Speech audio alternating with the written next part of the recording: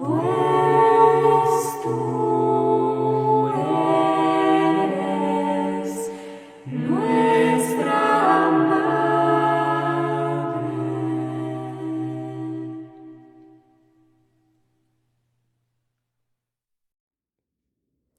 O feminino do ser.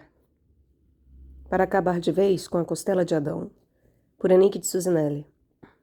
Instituto Piaget, canal Leconde. Caros ouvintes, caso gostem do que aqui será lido, adquiram o livro. Este livro foi importado diretamente de Portugal, graças à ajuda de ouvintes. Seja você também um partícipe disso. Centavos farão diferença. Os links para a doação estão no descritivo, via Pix, Vaquinha, Apoia-se. Também é possível comprar livros que chegam até mim pela lista da Amazon. Caso queira algum livro que lá não esteja, basta solicitá-lo. E também curtam, compartilhem, comentem, inscrevam-se no canal, tudo isso gera engajamento e faz diferença. Muito obrigada pela presença. 10º capítulo. Procura de identidade para o homem e a mulher. A todos, uma boa escuta.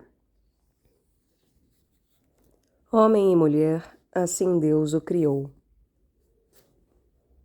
Se era indispensável meditar sobre este versículo do Gênesis na acepção ontológica da mensagem bíblica que ordena todas as coisas, é agora tempo de aceitar a sua ordem segunda, aquela que vivemos todos os dias na nossa situação de exílio, e deixar que se reflita sobre ela a ordem primeira, a fim de a clarificar. É indispensável situá-la na visão ontológica para a compreensão que se pode ter dela e dos seus desvios relativamente à ordem primeira e ao objetivo que nos propomos, a procura de uma verdadeira identidade do homem e da mulher nos nossos dias. Na ordem dos arquétipos, o homem é para a mulher o que o incriado é para o criado. Deus para a humanidade. Aquilo que cada ser humano é chamado a viver relativamente à sua Ixá interior, o que o cumprido que tende para a unidade é para o incumprido, multiplicidade, poeira de amorosos eletrões, irradiando à volta do núcleo divino. A mulher está ligada ao criado, a Ixá, ao imenso potencial de vida oferecido ao amor, ao mistério das suas águas matriciais, ao Filho Divino agindo e agido no coração dessas águas, ao laboratório onde Deus nunca acabou de enriquecer o infinito. E como esses dois arquétipos que sustentam respectivamente o homem e a mulher os tornam diferentes um da outra. E como a imagem do céu e da terra, ele só tem sentido no seu enlaçamento. Só existe beleza na sua união. Só há sopro criador entre eles no Eros. O laboratório divino tem lugar em Ixá para todo o ser, e na mulher para o homem. Incontornável realidade que faz com que os preguiçosos fujam do reino. Para esses, o homem que reflete o incriado toma-se por Deus. Mas um Deus que não tem nenhuma necessidade do criado, a não ser para o manipular. Sendo o uno, ele precisa do múltiplo e a ele se sujeita. A mulher, que está toda inteira no seu ventre, segundo a expressão dos antigos, refugia-se na maternidade ou reduz quem a rodeia à sua fagocitagem uterina, única maneira para ela que está ligada ao múltiplo de exigir a unidade, e torna-se túmulo. Estes casos extremos são, ai de nós, com todas as cambiantes que lhes conhecemos, abundantemente vividos. São, na desordem psicológica, as bases do modelo ontológico esquecido.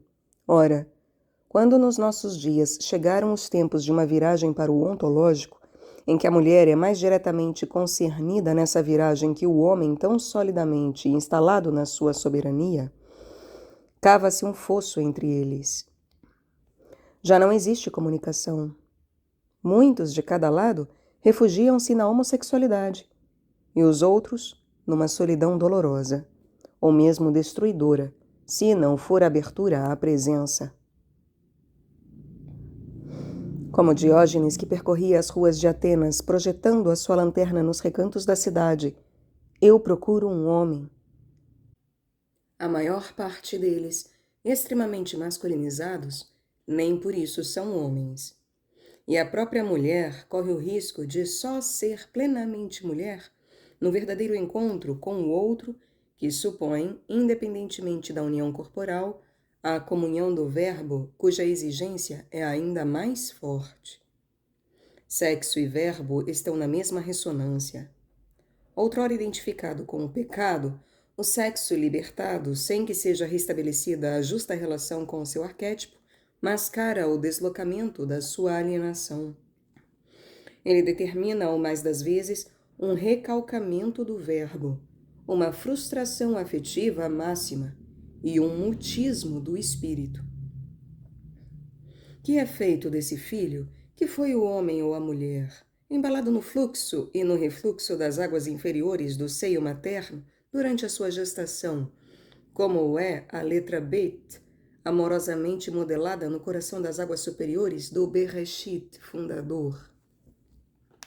Que lhe aconteceu a ele que já nessas águas o verbo e o espírito esculpiam à volta do som fundamental, o seu nome, na música do seu ser e no esboço de uma melodia inacabada, mas para continuar, escrita, mas para cantar. Que é feito daquele que tem gravada em cada uma das suas células a memória dessa escritura? Nutrição essencial, pão, lechem, que lhe será servido na mesa dos sonhos, halom, ou na mesa dos banquetes sagrados. Responder a esta questão é, sem dúvida, responder igualmente à interrogação deste livro, porque tudo está inscrito neste pequeno ser. Prossigamos o nosso exame pré-natal. Ao ritmo do embalo matricial, os grandes arquétipos prenes da língua una informam o desenvolvimento do filho, que não poderia viver sem a lembrança desses arquétipos no exílio da sua chegada ao mundo. Eles apagam-se e escondem-se pouco a pouco na voz da mãe e na sua língua, que, por seu turno, modelam a criança num projeto falante e de verbo por chegar. Assim se constitui como cabeça Bereshit, o céu do homem, o seu crânio e os seus 2 hemisférios cerebrais. Ambos os hemisférios se enraizam, um do lado esquerdo, no ritmo e na cadência da música do verbo e na música da língua materna, o outro do lado direito, no timbre e no tom da voz que canta essa língua, ela própria enraizada na língua. Esta lenta e sutil elaboração do feto, cuja forma nas águas amnióticas é a de um grande ouvido pronto a tornar-se verbo, leva-a logo nos primeiros dias do seu nascimento e na união dos seus 2 hemisférios cerebrais, a reconhecer a língua materna no meio das línguas estranhas. Mais tarde, a criança poderá mesmo restituí-la no rigor de uma sintaxe mais elaborada do eros que a liga à sua mãe e do sorriso que sobe dos abismos da memória, melhor que qualquer aprendizagem escolar.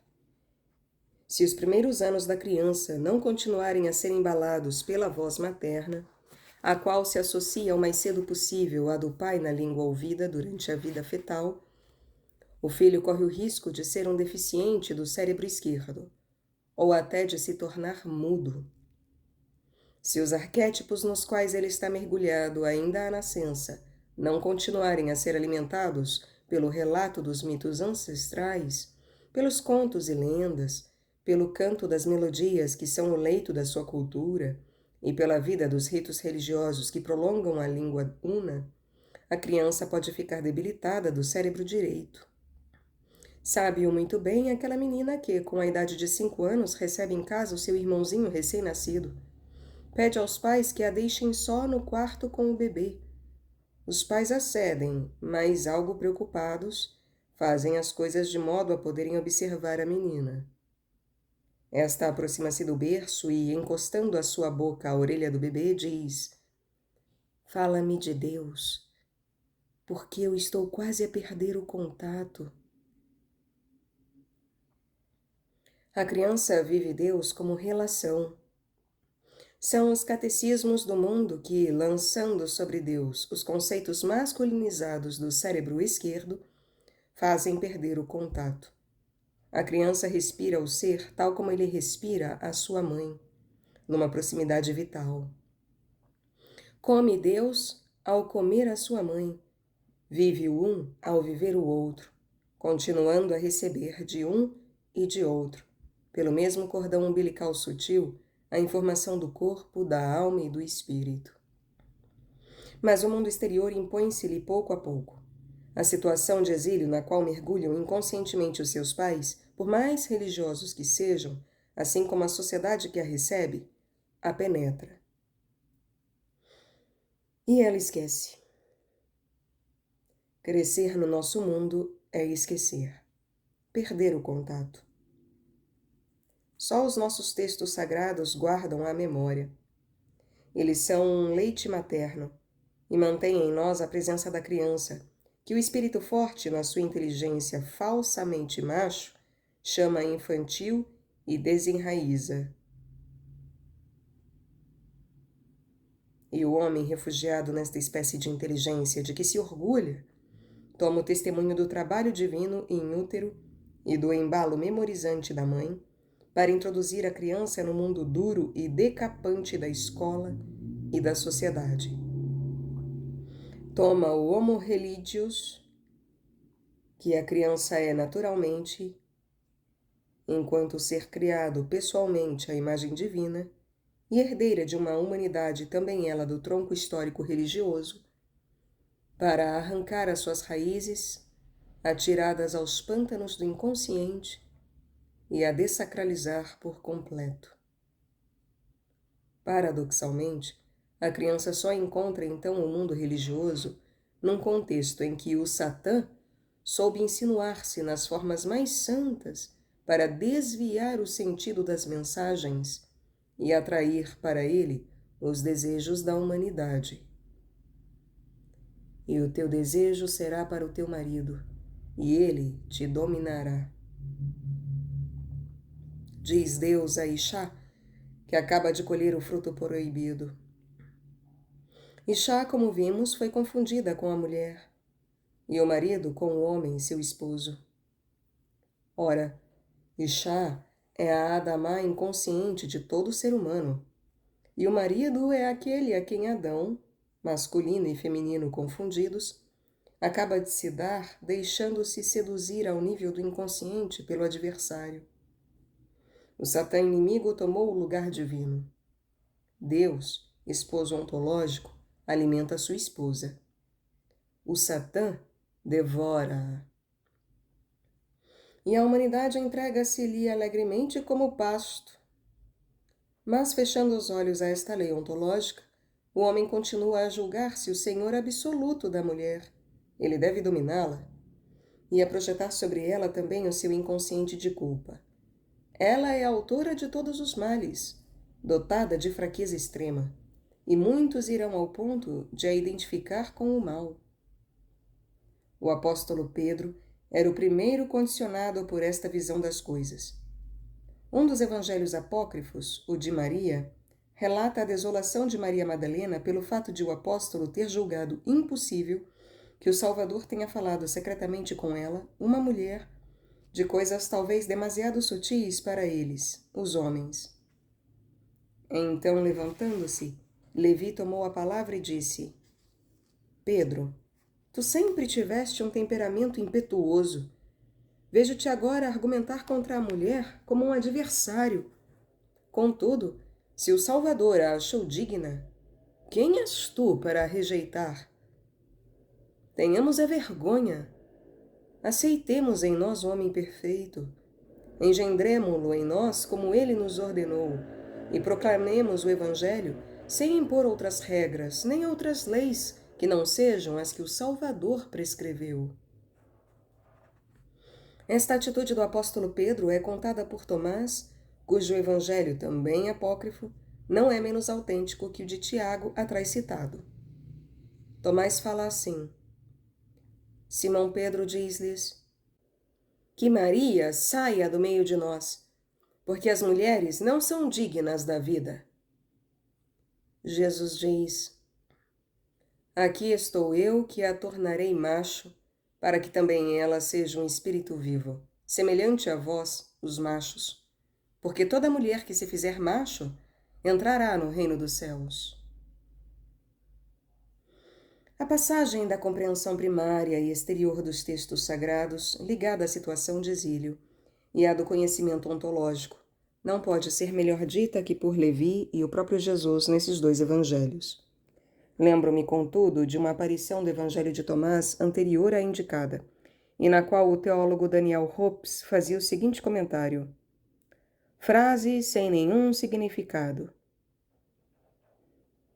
Compreende-se assim melhor a razão pela qual Cristo gostava mais de falar com uma mulher de coração aberto sobre coisas sutis. Os homens deverão receber o Espírito Santo no dia de Pentecostes para compreender finalmente o que a sua memória guardara do ensino do Mestre. Não parece que nesse dia uma mulher tenha estado presente no meio deles. A própria Maria não é nomeada.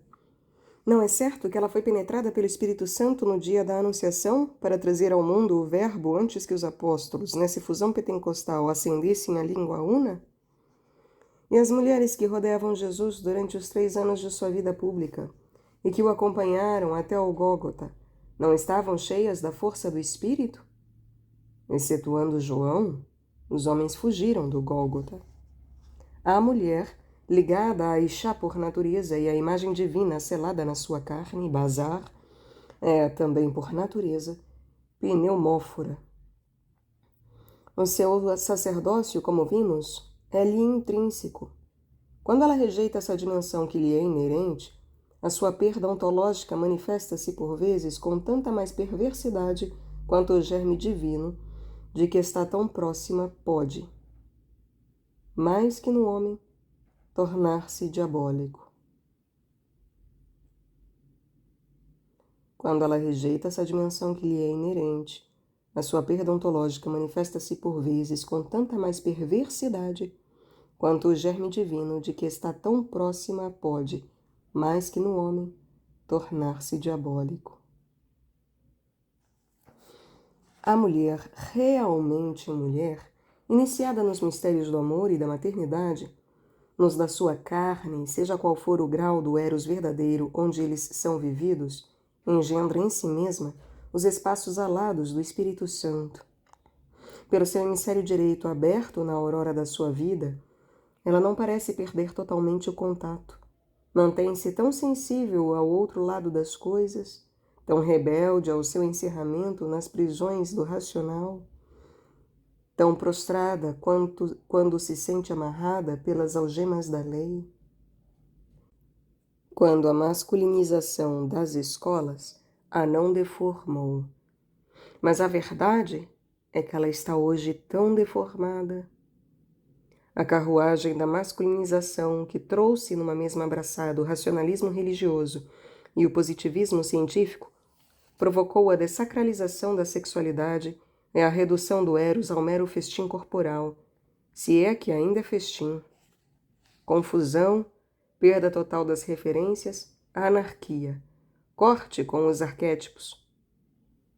É o nome próprio de Mabou, hebreu, do Mabou hebreu, o dilúvio. Vinda do fundo dos tempos do meu Oriente, ouço a voz divina dizer hoje, como no tempo do dilúvio, é tudo violência. Os homens dão ao mundo uma humanidade fêmea. Não esquecerei o meu espírito no homem, que ele também é carne. O fim de toda carne é vindo perante a minha face. E nas águas desenfreadas, objetivação da anarquia das águas do inconsciente, uns morrem. Ao mesmo tempo que sobre as águas e com Noé, os outros constroem a sua arca, viragem para Ixá e para a carne ontológica. E nela tratam as suas águas interiores e se transformam. A confusão que hoje reina comprova a atualização desta narrativa, porque é tal o gênio do mito que, se ele se encarna na história, releva de uma outra história. Com efeito, reina tanto maior confusão, quanto uma clivagem se cava no coração da humanidade. Está em ressonância quase completa com aquela que eu exprimia mais atrás, separando o homem da mulher. De um lado estão aqueles, homens e mulheres, que, por enquanto, só olham para fora, para a planície de Shiner, a seu ver, normativa em si mesma. Do outro lado, os que se viram para o Oriente. Os primeiros debatem-se num dilúvio de violência e não sabem mais que sobreviver, radicalizando ao extremo, no terror de uma qualquer perda de segurança. Os velhos esquemas masculinizados das éticas religiosas, políticas, sociais, etc. E os segundos, porque aceitam morrer para esses valores passados, começam a viver. É enfrentando seus monstros marinhos que, qual Noé, qual Jonas também, eles saem das trevas numa compreensão nova. Reina a confusão, é verdade, porque a compreensão nova no cerne dos velhos valores não tem força suficiente de levedura para fazer crescer toda a massa e não pode ainda fazer valer um outro paradigma, mas é prova de uma aurora na arca. Perante ela, o desabamento de quantos se refugiam no dilúvio surge, por mais cruel que seja, como resistência pueril ao despertar. E não se pode negar esse despertar. Ele está ligado ao do mundo feminino e ao do inconsciente que começa a ser escutado. Ambos atuam em sintonia com uma Ixá que se liberta dos véus negros de Lilith. As ciências apresentaram a lei da relatividade como a do absoluto que as aparências escondem. A barreira do som foi ultrapassada. A da luz torna-se transparente ao mundo dos táquions. A eu sou, caminho das águas superiores, ao absoluto. As nossas conquistas do espaço são um impulso inconsciente para o infinito dos céus que, descobrimos-lo um dia, estão no interior de nós mesmos. Porque as asas de Ícaro e de Dédalo ainda são feitas de cera. As verdadeiras asas estão a desenvolver-se dentro da arca. Nascem da seiva da madeira de Gopher, de que é feita a arca. Madeira de fertilidade. Per, raiz paro, crescer. E da abertura, letra P, ao estranho, ger. Madeira da libertação da mulher estranha, ainda não desposada, mas que a penetração da arca torna íntima e fecunda. E depois ergue-se finalmente de toda parte a exigência de uma autêntica espiritualidade, fora do moralismo e dos espartilhos virtuosos, fora das sabedorias codificadas e dos ritos desvitalizados que agonizam nas margens do sentimental e do emocional. 1. A mulher, guardiã do lar. À luz deste despertar, defendo convictamente o papel ontológico fundamental da mulher como guardiã do lar, guardiã dos valores ancestrais assentes na permanência divina de eu sou ao longo dos tempos, em função do trabalho interior, numa compreensão sempre renovada. Contudo, o homem só compreendeu essa função feminina no quadro da sua realidade exterior, demasiado embevecido com fazer do lar familiar uma prisão dourada, na qual a mulher é rainha, mas de qualquer modo uma prisão, onde foi possível jugular a força perigosa e inconscientemente projetada sobre ela. Interior e exterior são, com efeito, os dois polos de uma mesma realidade. Se é verdade que estão ligados, nem por isso se confundem. E o papel necessário da mulher no coração do seu lar familiar será tanto mais vivido quanto a função ontológica for assumida. Esta última leva-a a tomar a sua parte não menos necessária no núcleo da cidade, no das igrejas, e de toda a instituição onde, sem ela, as estruturas se tornam rapidamente alienantes. A presença feminina que manteve, quando não escondeu, a do santo nome no coração do povo de Israel, por mais exilado que ele estivesse, e que traçou com o seu fio púrpura o caminho do cumprimento desse povo, detém igualmente o segredo da nossa própria realização, porque a mulher encarna de uma maneira privilegiada os valores femininos próprios de todo o ser humano. Mais naturalmente que o homem, ela sente-se concernida pela maternidade do filho do homem. Conhecendo o outro no seu filho, e para ele, o dom total do eu, ela sabe fazer-se espaço de relação amorosa com o homem, beleza do espaço, poder vertiginoso da beleza, acolhimento da loucura que o hemisfério direito do seu cérebro não amordaça com nenhuma lógica redutora. Ela descobre a necessária superação das leis psicológicas que lhe recusam ser mãe infantilizante para o seu esposo, ao mesmo tempo que aceita para ele uma maternidade ontológica e libertadora. É que o amor não é tão mais forte que a morte, quanto capaz de mutações. Quer isto dizer que a presença da mulher no seu lar familiar é indispensável. Para ela mesma, como local de revitalização que objetiva ao mais alto grau o seu santuário interior, assim como o laboratório divino, onde Deus nunca deixou de ser infinito. Para todos os seus, que precisam de beber na mesma fonte. Para os seus filhos, que, mais que todos, não podem fazer a economia dessa nova matriz, ainda exterior a si mesmos. Ela é a sua placenta nutritiva e constitui a antecâmara incontornável das nossas futuras matrizes interiores. O filho que dela for privado procurará durante toda a vida esse ventre materno numa regressão esterilizante, porque bloqueadora relativamente ao apelo das suas próprias matrizes interiores, que o esperam. E para seu esposo, que, se não reinterpreta a criança frustrada de outrora e não cai no laço de viver essa matriz em rivalidade com seus próprios filhos, encontra nela a ressonância do seu próprio santuário interior. Isto implica que ele tenha penetrado a sua Ixá num verdadeiro trabalho macho, trabalho para o qual a própria mulher é chamada. Se ambos atingiram esta dimensão, o lar, que é lugar de encontro privilegiado para sua relação e evolução, é a verdadeira matriz e não túmulo para os seus filhos. Se a mãe é a sua placenta nutritiva, o pai, imagem do céu, é aquele a quem competiria trazer o que em arquétipo são as águas superiores, a saber, sabedoria, misericórdia, poder. Estudaremos mais adiante estes dons libertadores, mas lembramos desde já que o esposo de Ruth, o seu Goel, é o libertador.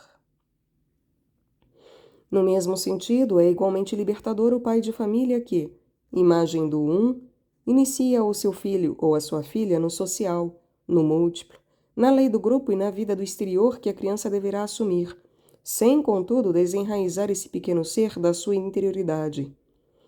Do mesmo modo, a mulher esposa e mãe de família só será o verdadeiro coração do lar se as suas próprias diástoles e sístoles se harmonizarem com a sua vida profissional e social. Nenhum destes dois tempos da vida deve comprimir o outro, pois, caso contrário, o coração deixará de bater. Ele estava quase a apagar-se, quando, presa às algemas do seu lar, a mulher soltou subitamente as amarras num sobressalto vital desesperado. Esta reação fê-la naufragar e desagregar-se essa célula social insubstituível de que ela era o núcleo. Daí uma geração pulverizada que se refugiou na droga e outras regressões matriciais. O tempo do reacional pertence ao tempo do exílio, cujo instante está privado de alma. Se o instante de hoje se refere a eu sou, e se torna cordão umbilical que nos liga aos arquétipos, então, recebendo todo o seu fluxo de vida, o coração da mulher baterá ao justo ritmo do lar. Tal como a mulher, o lar será beleza, porque ambos revelam de Tiferet.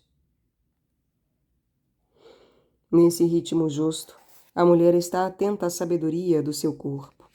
Este fala de uma maneira privilegiada nela, que é polo terra. As suas menstruações são purificação da poderosa energia ginésica que ela recebe na puberdade com a totalidade do seu capital de óvulos. Este fluxo de sangue libertado é subitamente retido quando acontece uma gravidez, para alimentar o embrião e mais tarde o feto durante os 9 meses da vida intrauterina. A fim de alimentar o bebê que chega ao mundo, esse fluxo de energia transforma-se no leite que divide com o sangue o mesmo mistério da vida.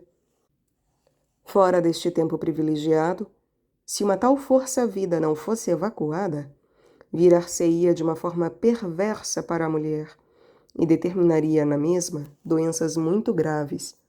A propósito, talvez seja legítimo perguntar se a anorexia, grave perturbação da nutrição, nas raparigas, é realmente causa da amenorreia ou sua consequência.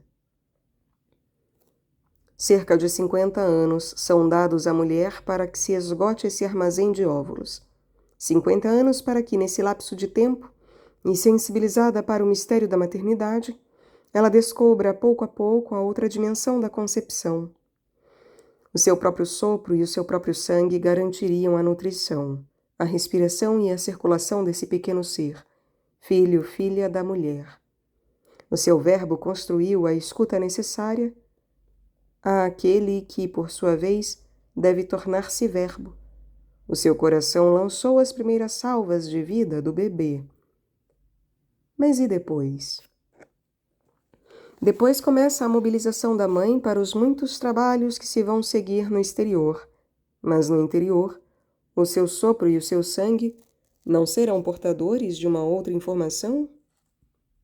Um número demasiado repetido de gravidezes, como na maioria dos animais, pode projetar de tal modo a mulher para o exterior de si mesma que ela não ouve o apelo, este de ordem ontológica, que a convida a virar-se para o germe divino do seu nome. Este germe tem agora necessidade da sua respiração e do seu sangue, de toda a sua atenção. Quando ela ouve e obedece, começa a terceira etapa da sua vida para a qual o corpo está programado, a da sua espiritualização na construção do Filho do Homem. Esta terceira etapa pode confundir-se com a segunda, porque ambas as maternidades não são contraditórias, antes são vividas em sombra e luz da mesma radiosa realidade. Posso mesmo afirmar que, na medida em que se espiritualiza, a mulher assume a outra face tão ignorada da sua maternidade biológica. Esta última consiste em acompanhar o filho todos os dias da sua vida, em dá-lo ao mundo todos os dias da sua vida, a níveis diferentes e segundo modos diferentes, o maior dos quais será o de um sabat. Retirar-se para que o outro seja. Isto é, não esqueçamos, a obra de amor do sétimo dia, a do verdadeiro adulto no seu papel parental. Nesta etapa, o papel do pai junta-se ao da mãe. Os nossos filhos morrem do que nos recusamos a morrer, de mudar, dizia eu mais atrás. Os nossos filhos morrem do que nos recusamos de mudar. É certo que o crescimento do nosso filho interior a nós, pais, age sobre os dos nossos filhos como num processo sutil de transfusão de sangue. É por isso que a gestação interior do Filho Divino no homem e na mulher é a chave silenciosa da sua verdadeira maternidade e paternidade. Quando a mulher vê que as suas menstruações pararam e se torna consciente da sua gestação interior, coopera na obra divina que constrói nela o Filho do homem. Trabalha a sua produção de leite para alimentar esse filho, que não apoiado, não alimentado, morre. Morte do filho da viúva. Todas as suas energias sofrem uma transformação profunda e são agora distribuídas de forma muito diferente. Uma sutil parte delas sobe pouco a pouco para o cimo da árvore do corpo. No céu da sua árvore, a hipófise desempenhava um papel capital no grande jogo da vida genital e procriadora. Agora o seu ritmo lunar abranda e cala-se.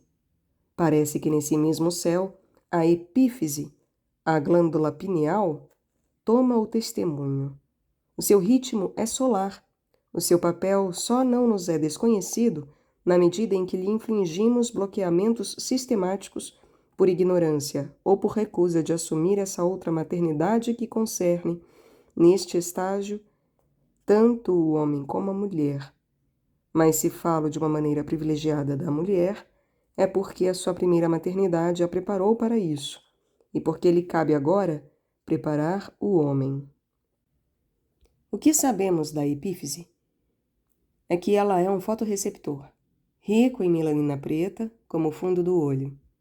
Parece ligada às camadas ópticas, ditas camadas nupciais da visão interior. Deve exprimir no testemunho que toma das mãos da hipófise, e num campo muito mais sutil que escapa às nossas investigações científicas vulgares, uma informação que vem alimentar a espiritualização do ser e o crescimento do Filho Divino. Quando as energias libertadas nesta terceira etapa da vida não são investidas nessa grande obra, estendem-se na horizontal e determinam as doenças da degenerescência. Para remediar isso, a nossa medicina agnóstica agita a bandeira do medo e faz desfilar perante o mundo feminino, condicionado à bateria dos hormônios artificiais que prolongam a vida da hipófise. Mas é justo que perguntemos se elas não bloqueiam a vida da epífise. Parece-me que as doenças da velhice só serão erradicadas se obedecerem à sabedoria do corpo. E é a mulher que compete iniciar o homem na compreensão desse segredo perante o qual ele ainda está tão desamparado. 2. A inteligência feminina. Guardiã do lar, a mulher goza naturalmente dessa qualidade de compreensão de que já falei a propósito do hemisfério direito do cérebro. Inteligência intuitiva que lhe vem do nome. Inteligência é conhecimento, visão nova das coisas quando ela própria nasce da sua Adamá, depois de nela fazer trabalho macho. Lembrei há pouco que as camadas ópticas na parte occipital do cérebro são ainda hoje chamadas camadas nupciais. Inteligência é ligada ao ouvido que sabe ouvir. Inteligência de uma perícia astuta. Mas também memória. E essas coisas memorizadas inscrevem-se em cada célula do ser como uma alimentação assimilada, fornecedora de luz. Há alguns anos, um homem que participava nos meus seminários de trabalho sobre a Bíblia disse-me um dia: sou de origem judia, mas educado por pais marxistas que tinham cortado com a sua tradição religiosa. Estudei os escritos de Jaurès e os discursos de Lenine, e não conheço a Torá. Ora, eis que tu vens contar-me tudo o que a minha avó me dizia em segredo atrás das portas. Abençoada a avó, verdadeira guardiã do lar, refugiada atrás das portas. Ela semeara o essencial naquele coração de menino aberto à parte feminina de si mesmo, e de que repentinamente se lembrava. Eu continuava a obra da avó, e Deus fê-la crescer. Memória e discernimento. Sara sabia que o riso de Isaac, filho da mulher livre, era incompatível. Estava em total dissonância com o riso de Ismael, filho da serva. O nascimento de Isaac, o riso, era biologicamente impossível. Já tivemos a oportunidade de estudar este grande texto. Primícias da encarnação do Verbo, primícias da irrupção no criado do que lhe é radicalmente transcendente, a atualização de uma impossível realidade. Este riso é um orgasmo cósmico que nada tem a ver com uma brincadeira. Sara sabia-o. Ela que recebera de Deus esse riso no seu ventre. Assim, quando ela pediu a Abraão a saída de Ismael e de sua mãe, porque o filho da escrava não deve herdar com o meu filho Isaque, afirmou ela, isso desagradou a Abraão. Mas Deus disse-lhe a Abraão: não te preocupes com a criança e a tua escrava. Diga-te Sara o que disser, escuta a sua voz, porque é em Isaque que a tua semente será chamada. Abraão obedecia cegamente ao seu Deus, mas ainda não entrara no sentido profundo do acontecimento, de que, apesar de tudo, ele era o principal ator. Sara, que se encontrava na tenda, guardiã do lar, estava no segredo de Deus. Visitada pelo Espírito Santo, para lá de todo o Pentecostes, ela guardava como Maria todas as coisas no seu coração e tinha adquirido o discernimento. Se o princípio feminino ontológico correspondente ao hemisfério direito do cérebro tem o segredo dessa qualidade de compreensão, É ao homem princípio macho ligado à sabedoria divina, que incumbe executar as ordens assim discernidas. Diga-te Sara o que disser, escuta a sua voz. A sabedoria consiste em ouvir a voz de Yud-Re-Vav-Re nas profundezas do feminino, e em tomar a decisão, em agir na força do verbo de que esse lado macho é a imagem. O hemisfério esquerdo, próprio do masculino, define as coisas e as estruturas, segundo uma lógica própria ao nível da qual elas são novamente situadas. A primeira lógica de Abraão pertencia à ordem pragmática. Ele precisava da sua escrava Agar e afetiva. Ele amava o seu filho Ismael. Mas, na nova ordem surgida, esta lógica deixara de ter peso. Impunha-se uma lógica mais próxima do logos verbo, insegura relativamente ao primeiro nível e totalmente desconcertante. Então se levantou Abraão pela manhã, de madrugada, e tomou pão e um odre de água e os deu a Agar, pondo-os sobre o seu ombro. Também lhe deu o menino e despediu-a, e ela foi-se, andando errante no deserto de Berseba. Neste texto, as palavras levantar-se de madrugada e ombro, mesma raiz Sherem em hebreu, repetem com uma insistência propositada o novo fim. Perseguido por Abraão, ao despedir o escravo nele. Este redobramento exprime assim com firmeza o outro campo de realidade no qual Abraão faz entrar o seu par Abraão-Sara. O escravo nada mais pode fazer que errar. O homem em exílio que o escravo simboliza não pode mais que errar. Aquele ou aquela que escuta a voz de Yud-Re-Vav-Re no seu feminino interior, dá-se um fim, o do Shem, contido em Sherem. Ele e ela toma-o pela mão, letra Kaf. Não esqueçamos que Abraão é o homem a quem Yud-Re-Vav-Re pedira para abandonar tudo pela totalidade de si mesmo. Ler lera, vai para ti, dissera-lhe ele, e Abraão obedeceu. Mais tarde Elohim confirmará esta ordem, para que o seu servo fosse ainda mais longe em si mesmo. Ler lera, dir-lhe-á, ao pedir-lhe o sacrifício do seu filho Isaque, e Abraão obedecerá. Que Sara seja a esposa histórica de Abraão, ou a sua Ishá interior, ela é, para ele, um novo Ler lera, para ele e para o povo hebraico. A cada nível de ser atingido após a noite da alma, que esta mutação implica no segredo das bodas interiores, levanta-se a aurora de um dia novo e nasce uma qualidade de compreensão mais profunda das coisas. Ícone desta luz saída das trevas, a inteligência feminina dá à mulher um lugar absolutamente privilegiado nas profissões ligadas ao ensino.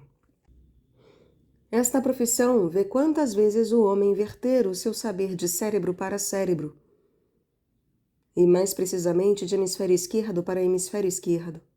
Enquanto que, se a masculinização da instituição a não deformou em demasia, a mulher que se lembra das suas antepassadas parteiras praticará mais uma maiêutica com a participação do coração, gerindo com justeza as transferências indispensáveis à memorização do ensino.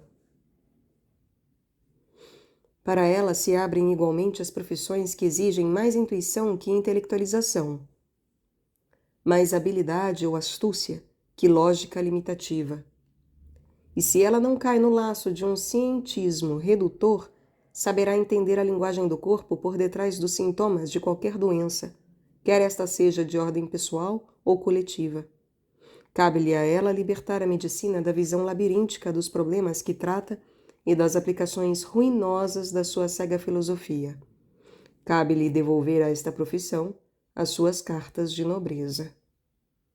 Toda a profissão de terapeuta reserva um amplo espaço para a mulher, numa complementaridade indiscutível com o homem, mas tendo em conta a sua diferença. 3. A sabedoria do homem. Em face desta qualidade de compreensão que as mulheres continuam mais ou menos a manifestar, Onde está hoje a sabedoria arquetipial masculina? A nossa situação de exílio levou o homem a armar-se de um sexo macho para exercer a sua compreensão das coisas, coisificando-as e violando-as, para argumentar magistralmente nos limites dialectais da sua prisão e para erigir em absoluto as verdades que daí emanam e com as quais ele forja sem piedade o intelecto dos nossos filhos. No entanto, se o arsenal onde estão contidas e listadas as armas de uma tal inteligência e de onde nasceram todas as guerras começa a vacilar sobre os seus fundamentos, é porque o homem está em vias de cair na fenda gigantesca que separa as suas conquistas da sua capacidade de as gerir. Essas conquistas põem problema de ordem ética, mas além disso elas têm, começamos a descobri-lo, uma vida autônoma que o obriga a descobrir-se aprendiz de feiticeiro. As coisas coisificadas a seus olhos e tratadas como tal, nem por isso são menos vivas em si mesmas, e viram-se contra ele. Maldita é a Adamá por causa de ti, diz Deus a Adão no livro da queda. Só uma Adamá interior cultivada permite ao homem atingir um campo de consciência no qual ele é senhor das produções da Adamá exterior, ela própria cultivada e não explorada, numa relação exata com o trabalho interior. Esta relação exata só pode estar no olhar daquele que é justa relação entre o incriado e o criado, o Verbo. É nele que está a sabedoria, e na união do Espírito Santo que faz aceder o homem aos seus espaços interiores. Vimos o rei Salomão, encarnando a sabedoria, ser provado pela rainha de Sabá.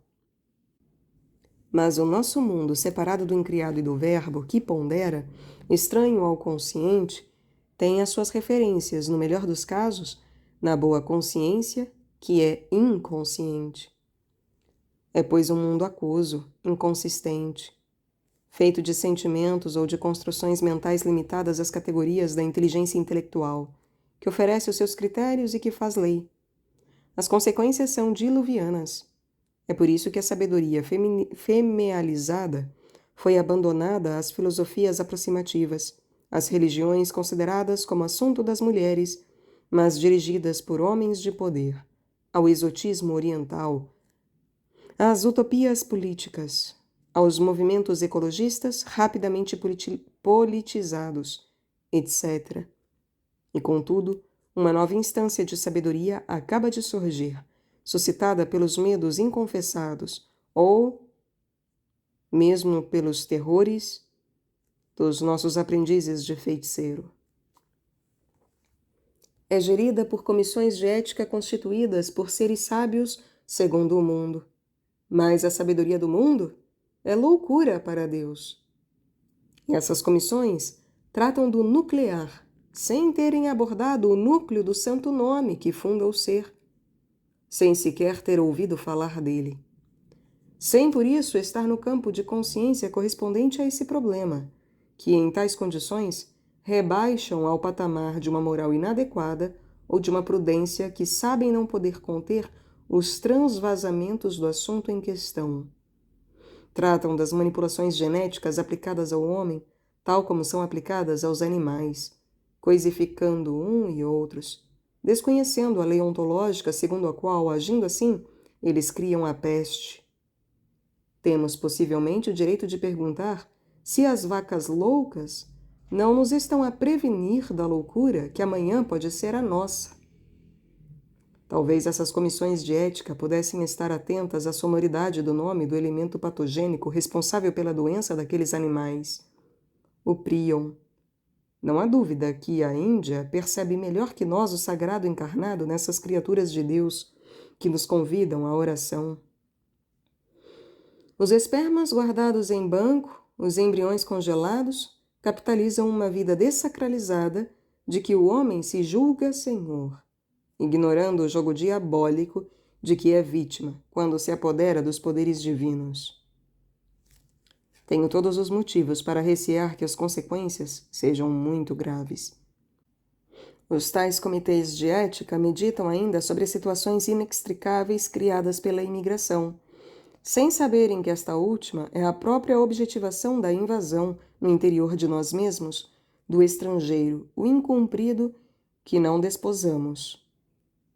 Como em qualquer doença, não sabemos mais que tratar o sintoma sem compreender a respectiva linguagem que o restabelecimento da justa relação entre Adão e Adamá decodificaria. As decisões tomadas sem o exercício desse discernimento mais não fazem que deslocar os problemas, sem os resolver. Claro que as comissões de ética devem obedecer à primeira ética que exige o respeito pela pluralidade das opiniões. Mas as próprias opiniões só podem emanar de seres suficientemente maduros e livres. E estas duas qualidades, maturidade e liberdade, exigem por seu turno dessas pessoas que sejam encarnadas não no corpo mentalizado do cérebro esquerdo, mas naquele em que um sopro ligar a carne das profundezas. Elas deixarão, nesse caso, de ter medo de morrer para si mesmas, porque só na abertura a toda a mutação é que a liberdade se enraiza. Esta última não consiste em poder escolher, mas em conhecer a justa escolha e nela se empenhar. Ora, o conhecimento só muito relativamente de ordem científica. Se não for provado pela inteligência ontológica feminina, continuará a ser o próprio objeto do problema. Não se trata de erguer aqui um requisitório contra a pobreza das sabedorias contemporâneas que alicerçam as nossas instituições. Brincar aos procuradores seria o mesmo que separar-se do amor que só pode ser discernido pela ordem ontológica para a qual temos de nos virar urgentemente e sem a qual corremos o risco de morrer de asfixia, de violências e envenenamentos múltiplos. Ser lúcidos é uma coisa que devemos a nós mesmos. Não se trata de erguer aqui um requisitório contra a pobreza das sabedorias contemporâneas que alicerçam as nossas instituições. Ser lúcidos é uma coisa que devemos a nós mesmos. 4. O rigor feminino em face das leis ontológicas. A força. As leis ontológicas que acabamos de sintetizar são incontornáveis. Elas fundam o mundo. Deus lhes deu uma lei que não ultrapassarão, diz o salmista. A ignorância que dela temos leva ao sofrimento, ou mesmo à loucura. Metushel, que pede a morte, ou Metushoel, lembramos, é na verdade o filho de Meroiel, que esquece Deus. Alguns matemáticos abordam hoje esta lei, assim como certos físicos e filósofos, porque o cosmos exterior que tínhamos a pretensão de conhecer e dominar em finais do século passado, teve de abrir o seu coração à nossa avidez de saber, e foi então que nos abriu para o infinito. E o êxtase é perigoso. É por isso que, se este esforço exterior não implicar a viragem de um Lemer, de um Noé, ou mesmo de um Prometeu, pode tender para o diabólico. Compete ao mundo feminino das profundezas que guarda estas leis ontológicas, ou à mulher, que delas está naturalmente mais próxima, a sua revelação. O homem legifera o mal menor na sociedade, esperando ser capaz de se abrir ao seu feminino, Ixá, ou a voz da mulher que meteu pés a caminho do Oriente, mas isso tarda, e ao risco de se cavar ainda mais o fosso entre os jogos do aprendiz de feiticeiro e a incapacidade que ele tem de gerir as suas consequências. Sem deixar de ser a guardiã do lar, a mulher deve trabalhar para descobrir o depósito sagrado em si mesma e nos textos da tradição, que é a sua. Se cabe ao homem dar a conhecer e respeitar as leis sociais, iniciar o seu filho na vida do mundo, no múltiplo, É a mulher que incumbe munir o filho, o esposo, a própria sociedade, dos valores que reconduzem ao uno. Uma amiga quebequense telefonou-me na própria noite das eleições que acabavam de rejeitar o eventual Estatuto de Quebec livre. Estava terrivelmente desiludida, quase furiosa. Fiz-lhe então notar que um Quebec livre, naquele dia, teria tentado construir um país segundo o modelo dos outros países, com a mesma inconsciência. Teria usado valores impróprios para o novo mundo que quer nascer. Convidava a que se construísse ela, com os seus amigos, no sentido que acabo de exprimir nestas páginas, e que ela conhecia bem, porque trabalhávamos juntas há vários anos. Convidava-a a preparar-se para fazer um dia do seu país, e o novo mundo tem essa vocação, uma terra de ressurreição. Como mulher cujos estudos já tinham disposto a jogar o jogo exterior em sintonia com a grande obra interior, ela tinha uma nobre perspectiva de trabalho. Sugeri-lhe que, se Deus tinha endurecido o coração do faraó para guardar os hebreus numa situação matricial de escravatura o tempo necessário para o seu justo nascimento, a Páscoa, não acabava ele de restituir do mesmo modo os quebequenses ao seu próprio faraó, para que se preparem para dele se separarem mais tarde com a força de novos valores, entretanto interiorizados? A força. Só conhecemos dela a sua expressão física, apanágio do homem que, sob o peso da sua esmagadora masculinidade, não tem mais que comiseração pelo sexo dito frágil. Dela conhecemos também a força moral, daquele que não chora e que proíbe os seus de se deixarem cair na vulgaridade. Foi assim que ouvi um pai de família dar esta ordem implacável aos filhos pequenos no funeral de sua mãe. Força moral daquele que blinda as suas emoções, que espizinha a sua ternura, oculta os seus medos e se destrói atrás dos não ditos. Força moral daquele que recusa as aparências da deriva e que a recalca, não confessada, nos caracteres vertiginosos da alma condenada ao desastre. É na fraqueza que sou mais forte. Lembrei mais atrás do apóstolo Paulo, que se sentia enlaçado por Deus na sua descida a si mesmo. Porque só há esta força. Aquele que se reconhece incumprido é o único capaz de tomar o caminho do cumprimento no termo do qual adquirirá, com o conhecimento, uma força insuspeitada. O caminho no qual se mete conduz à matriz de fogo. Nela, morte e nascimento são gêmeos, e a força partilha o berço da compreensão e do rigor. A força ganha raiz no santo nome fundador. É desconhecida por quem não entrou em ressonância com ele num processo de sétimo dia.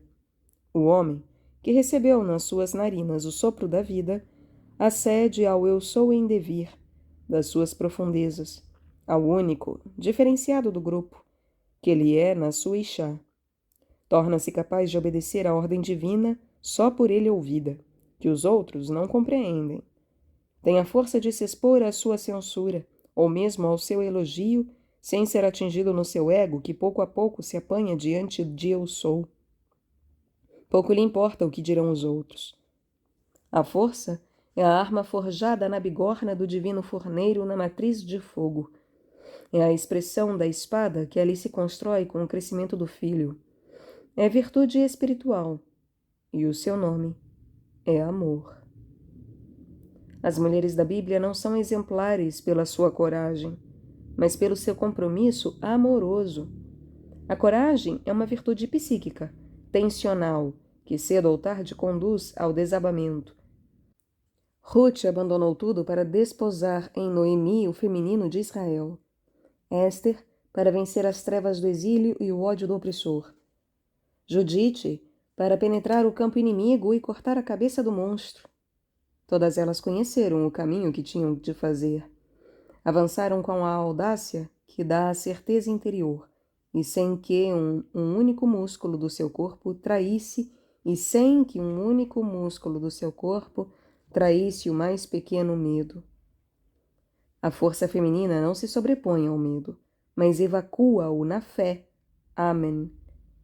que é um compromisso de todo o ser numa realidade experimentada das profundezas. Amen implica uma maternidade interior, morte e nascimento. Os mártires não correm para a morte por coragem, mas por fé. Os, a força, é a de Boaz, que desposa Ruth, a moabita, a estrangeira cujas trevas se fizeram luz. É a que sustém o templo de Salomão na sua coluna feminina, chamada pelo mesmo nome, Boaz. A coluna do lado macho, Yaquim, confirma e estrutura essa força. Os tem o valor 77, número simbólico dos sem limites.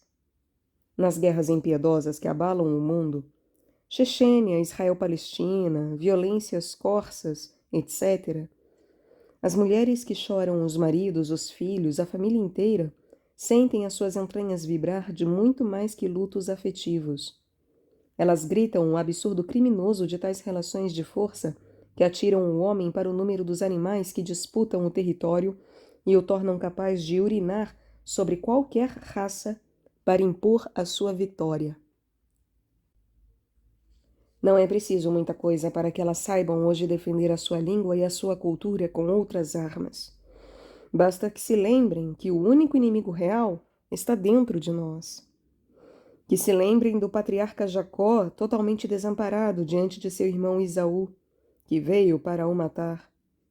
Uma noite da alma cai então sobre ele, na qual se bate contra aquele que se revelará um anjo, mas que antes foi monstro do ódio, pavor da morte e horda selvagem de todos os seus instintos destruidores. Quando a alva chega, Jacó é vencedor, e Esaú precipita-se ao seu encontro, mas para o abraçar. Força do jejum e da oração, como a de Santa Genoveva, reunindo todas as mulheres de Lutécia, quando a sua cidade foi sitiada, como a Betúlia do tempo de Judite. Irmã de Judite, que penetrou as trevas inimigas, Genoveva, apoiada por essas mulheres, teve de fazer a mesma incursão interior para forçar os hunos a recuarem perante a espada cintilante do seu ser. Força da oração e do amor.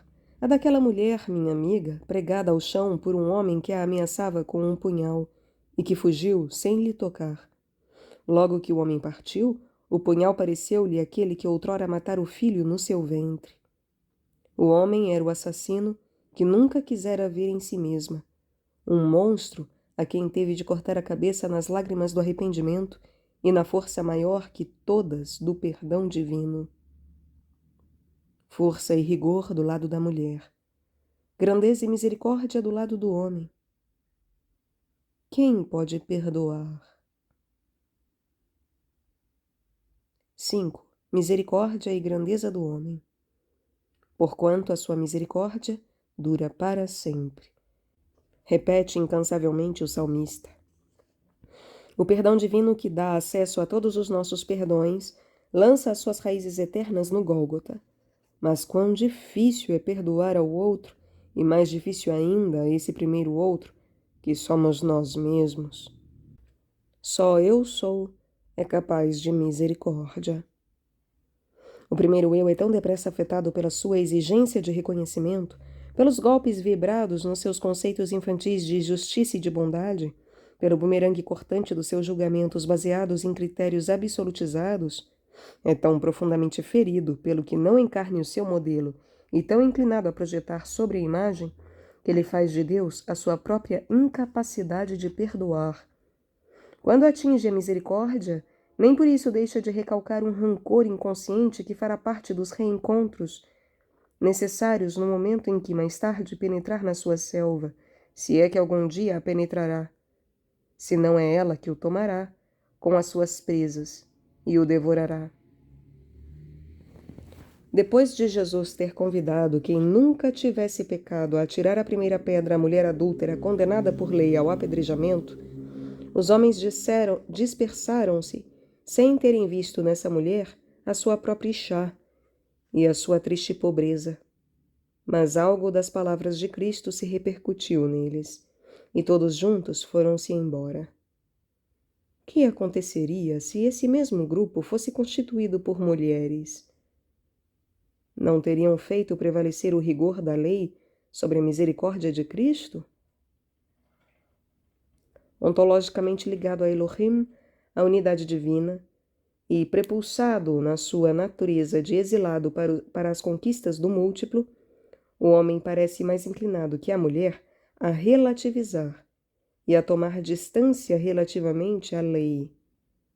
A mulher ligada a Ishá, ao múltiplo, e, na sua carne, ao rigor das leis ontológicas, procura a unidade, o absoluto.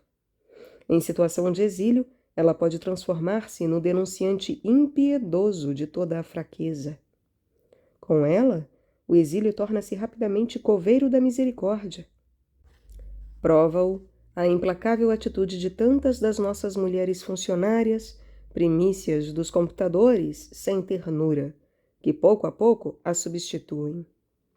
As guardas dos campos de concentração eram conhecidas pela sua crueldade, maior que a dos seus colegas masculinos. Estranha coisa, este gosto de absoluto levado dir-se-ia aqui deportado para o horror. Mas um simples olhar de misericórdia pode abater o horror, como o daquele monge russo que agentes do KGB prenderam para lhe tirar a vida. Um dos agentes, perturbado, acabou a sua triste tarefa, mas cobriu-se com o burel do monge. Claro que 1001 exemplos poderiam contradizer estes dados e ser justificado pelos aspectos fortes das categorias psicológicas junguianas de ânimos e de ânima. Uma mulher dotada de um ânimos muito dominante pode entrar em ressonância inconsciente com os arquétipos machos e vice-versa.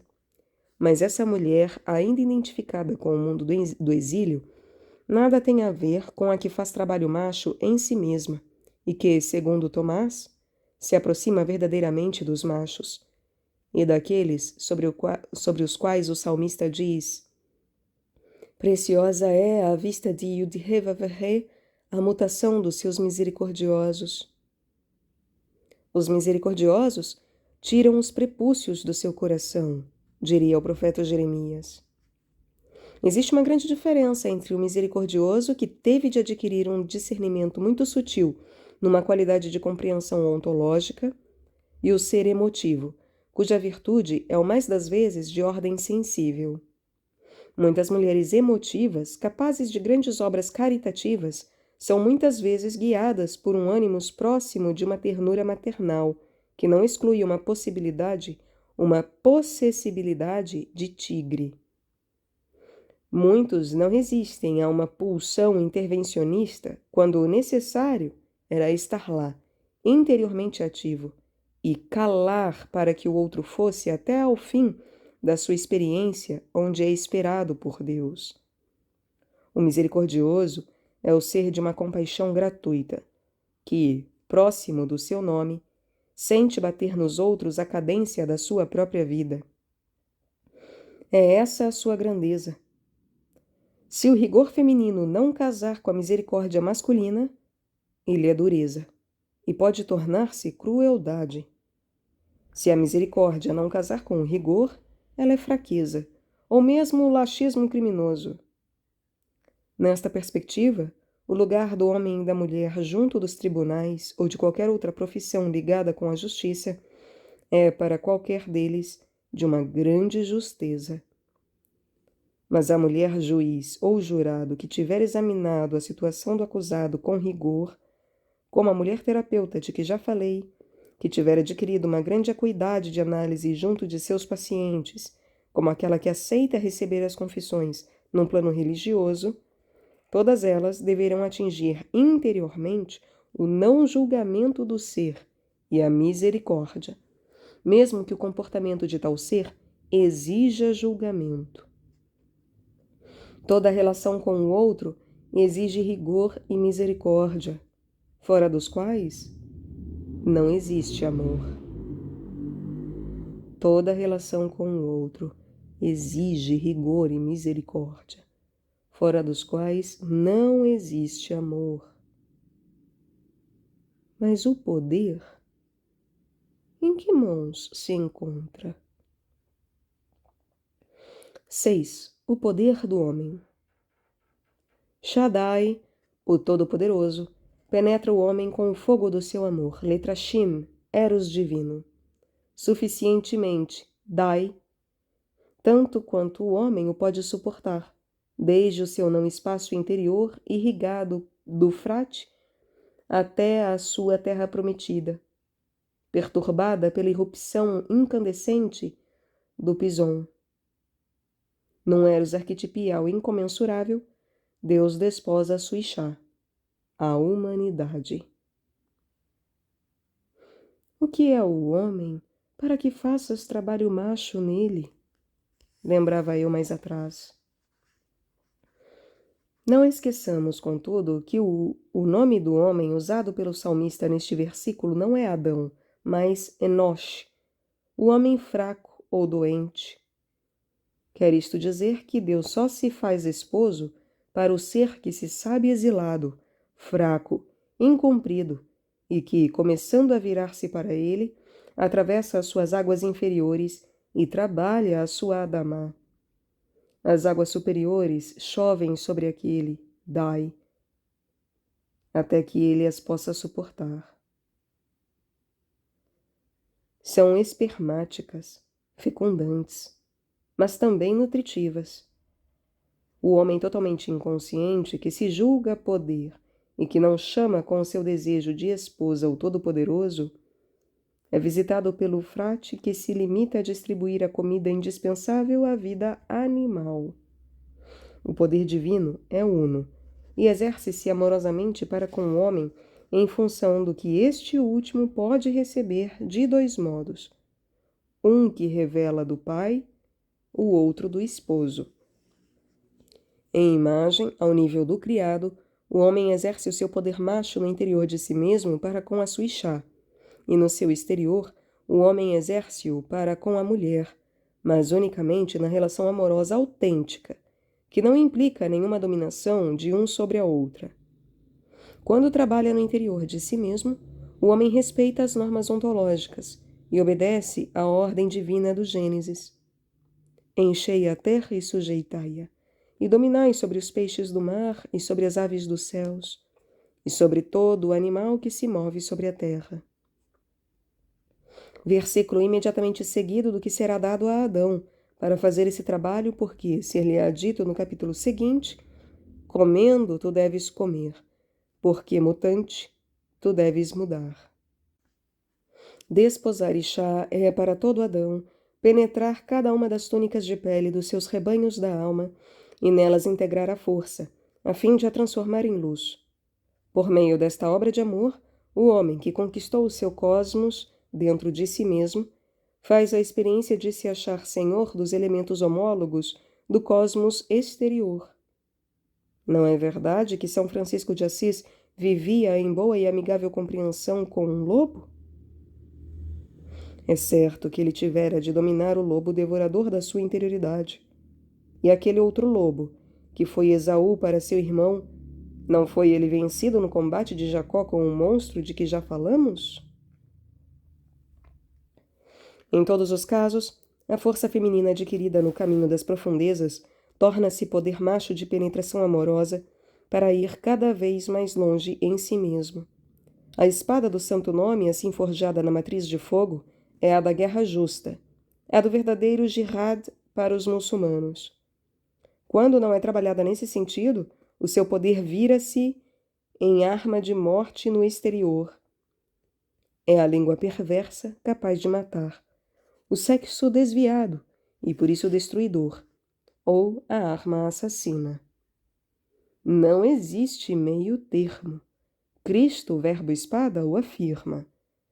Quem não é comigo, é contra mim. E foi ela, essa espada de vida exigente, perturbadora, que ele veio dar ao mundo. Não vim trazer a paz, mas a espada. Aquele que não assegura pelo punho divino o Yud, esse, confundido com o coletivo, torna-se cúmplice de Caim. Mas aquele que a empunha, seja homem ou mulher, participa do poder macho, divino, e cumpre o criado. Esta obra macho exercida no exterior inscreve-se no tempo de exílio. É projeção do arquétipo, mas nem por isso está em si mesma separada dele. O homem conduz a sua relação amorosa com a mulher e garante a segurança dos seus, alimentando-os com seu amor e seu trabalho. Como em Deus Uno, o Eros, que é de origem divina, é uno no homem para distribuir o seu poder no concerto das diferentes partituras da sua vida. Mas o Eros transviado da situação de exílio, dado ao Satã, escolhe os seus deuses. O inimigo devorador de pó, e que precisa dessa alimentação adâmica, deseja o homem. Aquele que deseja encontra-se em estado de fraqueza relativamente ao outro desejado. E para manter o poder sobre o homem, o Satã faz-se desejar por ele. Faz-se desejar por ele através de 1001 objetos intermediários, prometedores de prazer, de posse e de poder, porquanto são essas as três componentes ontológicas do santo nome que o monstro recuperou a seu favor. Prazer, posse, poder. O deus Economia, por exemplo, tem o seu altar e os seus devotos no centro da nossa vida social e política. Só divide o seu trono com o seu Delfim, o deus Técnica. E esses deuses, como diria Nikolai Berdyaev, reclamam do homem que ele adote a sua imagem e a sua semelhança. As nossas escolas superiores tratam disso com presteza, como vimos, e os pobres dos nossos jovens, condicionados por elas, não resistem à embriaguez da sensação de poder transmitida por tais deuses, quando subitamente, quando sutilmente, são eles próprios que o sujeitam. Economia e técnica deveriam ter o seu lugar e o seu valor na nossa vida, mas subordinados ao espírito. Ora, acontece precisamente o contrário. E temos aí de novo a aniquilação completa da relação justa que deveria unir os nossos dois hemisférios cerebrais. Quando estes deuses do ter reinam, eles criam o medo e matam. Vivemos muitos exemplos. Não é verdade que nos alimentamos com produtos reconhecidamente mortíferos, mas que as exigências financeiras continuam a lançar nos mercados? Não é verdade que acionamos a arma da morte nas próprias mãos dos nossos filhos, a quem são fornecidos diariamente espetáculos televisivos ou publicitários incendiários? Não vivemos nós na proximidade de fábricas cujas emanações multiplicam reconhecidamente os cancros entre homens e animais? E essa nobre senhora, na bancarrota, que é a segurança social, não impõe aos médicos honestos que receitem mais produtos farmacêuticos e baixas por doença? As empresas mais preocupadas com o rendimento do que com os seus homens estão a comprometer o seu próprio futuro. Interrompamos esta lúgubre litania, retendo, de uma situação dominada pelos deuses do ter, três aspectos extremamente escravizantes, e não menos angustiantes para o homem dos nossos dias. E um quarto, que é a razão de grande esperança para a nossa geração. A perda de segurança profissional. Economia e técnica vibram um golpe perigoso enquanto elas ejetam da vida profissional e que ficam, por isso, numa total insegurança. Se, na justa visão dos arquétipos, o homem tem por vocação exercer o seu poder macho através do seu contributo para a sobrevivência da família e da sua vida amorosa, é fácil ver que, se ele deixa de poder garantir o pão na mesa familiar, não lhe será mais possível distribuí-lo pelos corações e a sua vida amorosa afundar-se-á. Qual é o meu lugar? Pergunta angustiado. Numa situação de exílio, em que o homem se separa de si mesmo, O lugar de cada um é o fruto de múltiplos jogos de que o chamado acaso não é excluído. Acaso, sorte ou pouca sorte. Na realidade, bases das leis ontológicas ignoradas. Jogo dos diplomas, das competências inatas ou adquiridas. Jogo da idade, dos perfis psicológico e relacional. Jogo da situação econômica. Jogo cujas regras se apertam cada vez mais e cujo poder escravizante tem progressivamente a assinatura do condutor. Ora, ontologicamente, para aquele que se vira para o oriente do seu ser, o seu lugar no mundo é mero contraponto daquele para o qual, no interior de si mesmo, entrado em ressonância com o seu nome, ele é conduzido.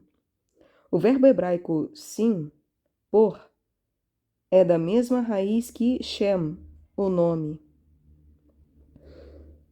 E o homem posto no seu nome tem o seu lugar justo no mundo, e esse lugar é verdadeiramente seu e libertador. Quero dizer com isto que este lugar é tranquilizante e exaltante. Tranquilizante porque ao homem nada faltará, tal como os evangelhos o confirmam plenamente. Exaltante porque nele encontrará, em união com o seu espaço interior, o lugar de emergência dos seus dons mais secretos e da sua realização. A tradução deste trabalho em si mesmo é a alegria. Toma então consciência dos falsos problemas, que no fundo são o desemprego, e tudo o que, suscitado pela grande insatisfação do mundo do trabalho, complica o mercado das 1001 compensações que o mesmo exige. Reivindicações salariais, mais lazeres, direito ao emprego, etc. No início desta reflexão, falei do Eros como força transviada pelo Satã no exílio e origem de tantos sofrimentos. Mas reposto na sua via, que é, relembro, o sentido da palavra evangelho, o Eros é revelador dos seus dons. Ora, estes últimos não são respeitados. O medo social e parental de falhar edifica um molde escolar no qual, desde a sua mais tenra infância, a criança é coisificada para se transformar em objeto rentável. Já denunciei a paralisia total do seu hemisfério cerebral direito, a qual o jovem é submetido. Quer isso dizer que, na própria raiz do seu ser, se coarta nele um eventual poder criador e fica totalmente desamparado quando o molde profissional, prolongamento do da escola, o deixa. É nessa altura que se desmorona o reformado, muito menos a mulher, porquanto o seu lar, mesmo banalizado, mantém ainda muito da sua força. Nessas mesmas condições é o desempregado destruído. Quer isto dizer também que, se não for demasiado tarde, o desemprego pode ser o momento de um homem reencontrar o seu poder criador inibido, mas talvez ainda não morto, na sua própria raiz, o que o situaria na visão ontológica e poderia iniciar um movimento de viragem para si. Começaria por ser nas categorias de coragem que assumiria a sua libertação dos sistemas profissionais, prontos a usar, e que ele usaria a independência e a perda de segurança exigidas. Obedecendo, ainda sem o saber, as leis ontológicas, reencontraria a alegria, fator do advento de um ser novo em si mesmo. Ou, pelo contrário, porque nunca é demasiado tarde para isso, seja pela fé adquirida, viragem para o Oriente, seja porque a aprovação o precipitou no mais arcaico de si mesmo, o homem pode atingir aí os seus arquétipos e, não se afundando no patológico, conhecer um despertar súbito. Descobre então o seu condicionamento de exílio e, portanto, a cura possível. O seu reencontro consigo mesmo e com o seu Deus fazem-no entrar num duplo processo criador, o do seu ser interior e o da sua expressão exterior, ambos numa relação justa e libertadora. O conflito. O segundo inconveniente do poder dado aos deuses do ter consiste em que o ter em si mesmo tem uma finalidade muito relativa, não conforme a do homem. Torna-o insaciável e por isso mesmo um ter cada vez mais devorador do homem. Isto é, devorador de pó, que tem aqui também a assinatura do adversário, confirmado na sua função pervertida de inimigo. Este ter cada vez mais é gerador de conflitos e de guerras que só podem ser geridas a todos os níveis em termos de ter. Coletivamente, os exércitos são mobilizados obedecendo como rebanhos à psicose coletiva, e a Igreja do Ocidente abençoa armas e exércitos, concedendo a estes últimos o direito de legítima defesa.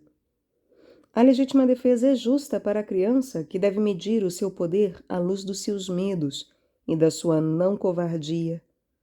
Depois, é infantilismo. Só pode justificar-se pelo real adulto. O que a humanidade, é verdade, ainda não é. A legítima defesa é justa para a criança que deve medir o seu poder à luz dos seus medos e da sua não covardia. Depois é infantilismo. Só pode justificar-se pelo real adulto, que a humanidade, é verdade, ainda não o é. A sua erradicação aqui proposta parecerá utópica. É-o no sentido em que ainda não tem lugar de ser. O lugar é topos em grego, tendo em conta o estado de inconsciência da humanidade. Mas ela é o próprio lugar onde cai o fio de prumo mediador entre o céu e a terra na órbita do conflito. A legítima defesa é filha do cérebro esquerdo e do raciocínio que não sabe atrair o espírito. É o estrupiado da planície de Schneer, que junta o seu grito aos rugidos das feras. É revelação de bestialidade mais cruel do homem dominado pelas suas feras e movido por elas. No lado oposto, o herói não funciona menos nas mesmas categorias do ter. Ele rejeita o seu medo, mas nem por isso integra os elementos perigosos. No dia seguinte, pode ser o mais sádico e o mais covarde. O conflito em si é de ordem ontológica. Escala quando os opostos se encontram. Pertence à ordem do criado, logo do ser. E Jacó mostrou-nos quais são as armas do ser e de que fogo são os seus poderes. O homem vítima dos instintos assassinos nele suscitados pelo Satã inimigo ignora a lei ontológica mais fundamental e já encontrada neste estudo, segundo a qual o homem é uno. A imagem de Deus, um só Adão numa multidão de pessoas, cada uma das quais contém o Adão total. O outro é a minha própria vida. Matá-lo é matar-me. Isto é ser morto mais cedo ou mais tarde. A lei dita de Talião é isso que diz. Os judeus desviaram-lhe o conteúdo para justificar as suas violências, e Cristo recupera-as vigorosamente. Mas os cristãos retomarão os passos dos seus irmãos judeus, para opor a sua religião de amor ao judaísmo dito vingador. Mais infantilismo nesta visão simplista das coisas. Olho por olho, dente por dente. Significa que quando um homem tiver provocado tais acidentes, ele dará vida por vida, olho por olho, dente por dente, pé por pé, mão por mão, queimadura por queimadura, ferida por ferida e morte por morte. Porque isso lhe será pedido, como Deus tinha dito a Noé muito antes da lei mosaica. Quem derramar o sangue do homem, pelo homem o seu sangue será derramado, porque Deus fez o homem conforme a sua imagem. Sofrimentos encadeia este sangue derramado. Esta violência amassada a partir de energias dadas amorosamente por Deus em potencial de esplendor, e que, violadas pelo Satã, levedam ao fogo do seu fermento diabólico. Se a guerra ainda faz parte necessária da nossa ética, o lugar da mulher nem por isso está nos exércitos que matam, nem numa política de opressão. Não está em nenhuma função onde a mulher tomasse o poder como compensação daquele que lhe foi recusado durante a sua longa história. Matriz da vida, a mulher não pode reivindicar mais que o poder macho ontológico que divide com o homem, e que a ambos cumpre. Mas ela só tem sexo macho a esse nível do ser, que deixa as armas para os homens, que, mais pesados que o chumbo, ainda brincam ao jogo criminoso dos seus soldados de chumbo. Não podemos esquecer aquela jovem politécnica morta pelo seu amante na noite de 14 de julho depois de desfilar a cabeça da sua escola. Era o buril do escultor que essa rapariga esperava daquele que amava e que afinal plantou nela o seu cutelo de morte. A espada virada do avesso. A confusão é máxima. Esse homem exerceu uma vingança inconsciente. Uma vingança inconsciente sobre um todo-poderoso maternal real e tanto mais forte quanto ele próprio é, compensador de frustrações inconfessadas, de vida sexual e espiritual? Porque ambos estão ligados, como veremos. Vingança inconsciente sobre um todo-poderoso maternal, plenamente responsável pela primazia dada ao filho, ou seja, ao homem perante a mulher, porque a mãe transferiu para ele a grandeza do filho interior ignorado? O filho tornou-se objeto de vaidade, logo de exigência e de subordinação. Sobre um todo-poderoso maternal real, ou suposto pelo homem que, estranho a sua Ixá, projeta sobre a mulher uma Lilith demoníaca e se confunde com as suas próprias trevas? Sobre um poder conferido à mulher pelo próprio homem, em que se vive em relações de força com todos e agora em rivalidade com ela? Quanto medo tendes da mulher, vós homens, quando ela nada mais espera de vós que a vossa força amorosa, mas real, colhida no tesouro da vossa interioridade. Incapaz de a dar, o homem foge e prefere fazer a guerra. Fugindo, também vos demitis da vossa paternidade. É o refúgio na vida profissional, nos esportes, nos clubes ou nas sociedades iniciáticas altamente masculinizadas. Mas o filho que vos espera em casa, esse outro, mete-vos medo, a vós que desconheceis, o outro que ficou congelado em vós. Refugiai-vos, cúmulo da ironia, por detrás da vossa função parental. Ele deve-me respeito. Recusando enfrentar a cólera, a revolta daquele que espera de vós a escuta, mesmo que ela vos pusesse em questão, e o amor, e bloqueais a relação. É verdade que a relação do ser humano para o ser humano, de pai ou de mãe para filho, exige do adulto uma coluna vertebral enraizada em eu sou. O enraizamento limitado ao eu ego exige as muletas da função, muletas transferidas para as relações profissionais ou outras. E enraizar-se em eu sou implica a penetração do feminino. Se a mulher é a referência terra, a vossa referência céu não é fácil de assumir por vós, homens. Paradoxalmente, ela exige a vossa base em terra, onde a ressonância com o nome vos abre as portas do céu.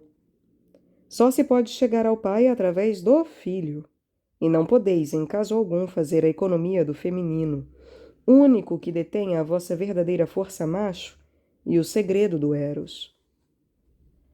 Mas o que é o Eros? Ao pôr esta questão, tenho à frente dos meus olhos o rosto iluminado daquele jovem atingido pela sida, filmado por Marie de Renezel. Quando, perto da morte, ele dava testemunho da experiência divina a qual fora conduzido pelo sofrimento. Sida é AIDS. Diplomado por várias escolas superiores, hipertrofiado do cérebro esquerdo e destruído pela doença, aquele homem encontrou-se repentinamente consigo mesmo, com o filho na sua interioridade feminina. Então, prestes a regressar para junto do pai, na jubilação do Eros, exclamou: "Morro curado." Teremos de esperar este extremo para descobrirmos a vida? A mensagem deste homem, que recebi como um choque, leva-me a pôr esta questão ligada à primeira. O que é o Eros? Os deuses do ter são destruidores do Eros. Falar dele quando o perdemos é uma teimosia. E, no entanto, ele impõe-se ao abordar o tema outrora iconoclasta, hoje ídolo da sexualidade e do amor. Esse tema, que eu gostaria de abordar como terceiro aspecto da obra destruidora dos deuses do ter, será objeto do último capítulo deste livro, unido ao quarto aspecto desta mesma obra. Aspecto esse que é fonte de esperança. A espiritualidade, hoje renascente. O amor-sexualidade e o amor-espiritualidade são a emergência de uma mesma seiva da árvore humana. Há dois níveis diferentes, mas indissociáveis. O Eros.